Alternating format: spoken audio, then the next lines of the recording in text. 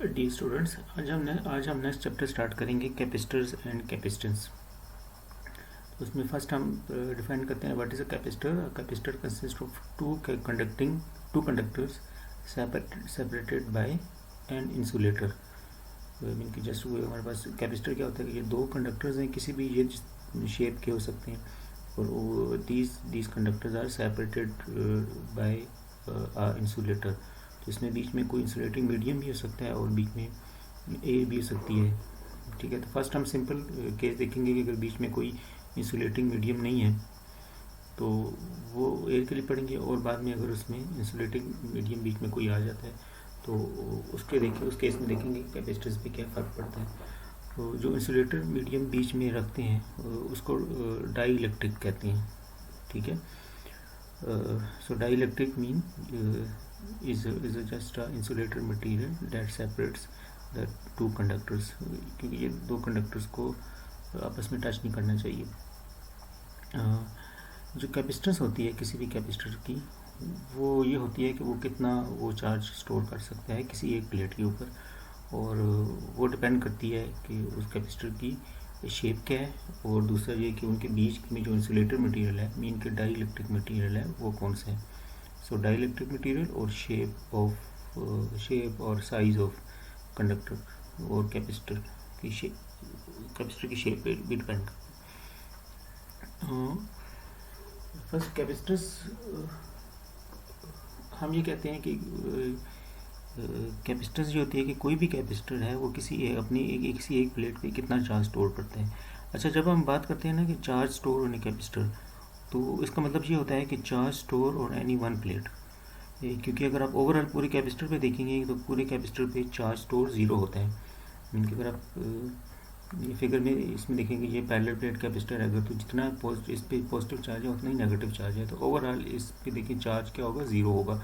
It means कि overall charge zero है, लेकिन इसमें एनर्जी स्टोर है, ये इलेक्ट्रिक एनर्जी पोटेंशियल एनर्जी की फॉर्म में।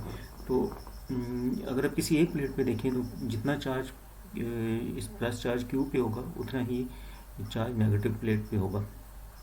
दोनों इक्वल एंड ऑपोजिट चार्जेस होते हैं। तो इसलिए जब हम कहते हैं ना कि charge store on a capacitor, तो उसका मतलब ये होता है कि charge store on any one plate of capacitor. Mean कि अगर आप वो कहते हैं कि charge store on capacitor is Q, it means कि जो ये प्लेट है इसके ऊपर चार्ज, किसी एक प्लेट के ऊपर चार्ज है वो क्यू होगा।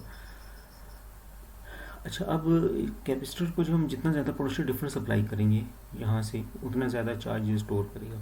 सो charge is proportional to potential difference applied across the capacitor up to a limit.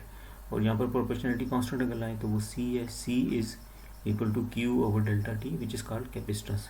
So capacitance is the charge store on a capacitor per unit potential difference. कि अगर आप सपोज कर लेंगे 1 वोल्ट का potential difference तो उस वक्त जितना चार्ज स्टोर होगा वो कैपेसिटेंस कहलाएगी। सो हम कैपेसिटर को प्रॉपर्ली यहाँ से डिफाइन कर सकते हैं। द कैपेसिटेंस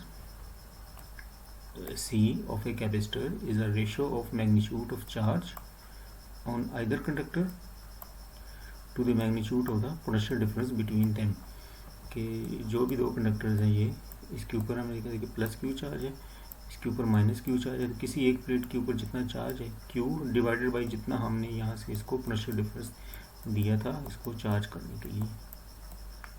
ठीक है, पॉजिटिव एंड नेगेटिव, तो जितना यहाँ पोटेंशियल डिफरेंस दिया हुआ है इन दोनों प्लेट्स के बीच का डेल्टा वी, तो charge per unit potential difference V. Mean कि अगर मेरे पास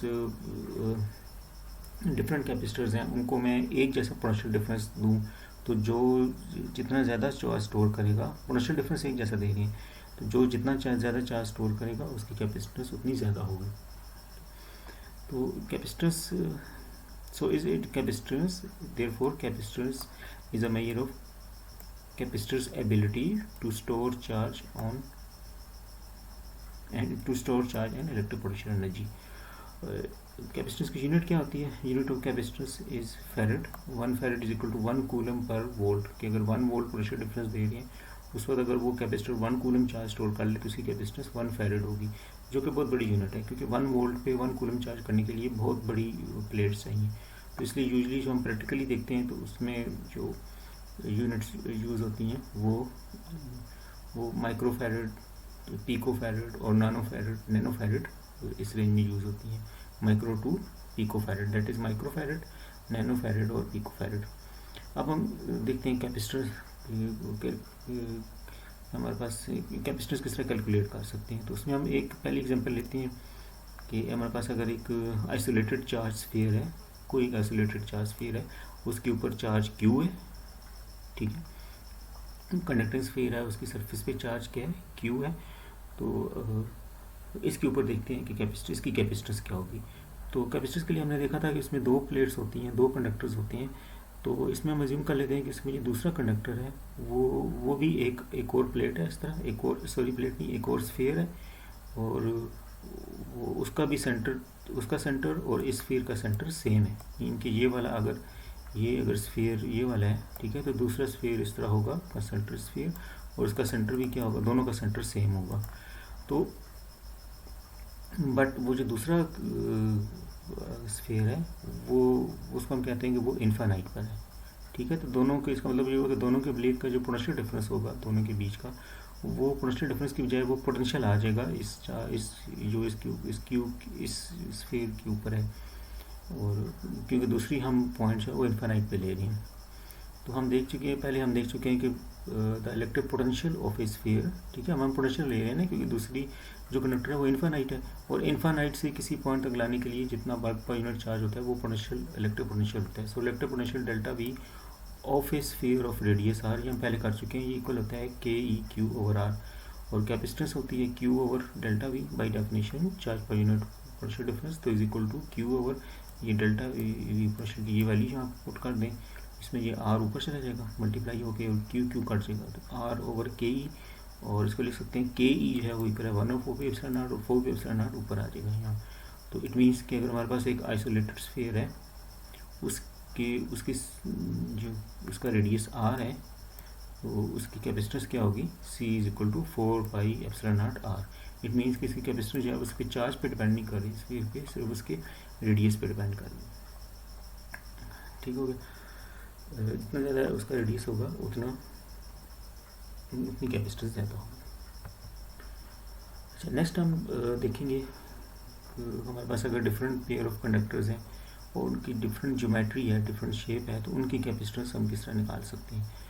तो उसमें अब डिफरेंट हमारे पास केसेस हो सकते हैं। तो उसमें जो 3 इंपॉर्टेंट केसेस हैं, 3 familiar geometries, these are parallel plate capacitor, concentric cylinders, mean के 2 सिलेंडर हैं, उनका जो है वो सेंटर लाइन सेम है, और कंसेंट्रिक स्फीयर्स के कैपेसिटर इस तरह है कि एक स्फीयर छोटा है और इसके ऊपर एक बड़ा स्फीयर है, और दोनों का सेंटर एक कॉमन है।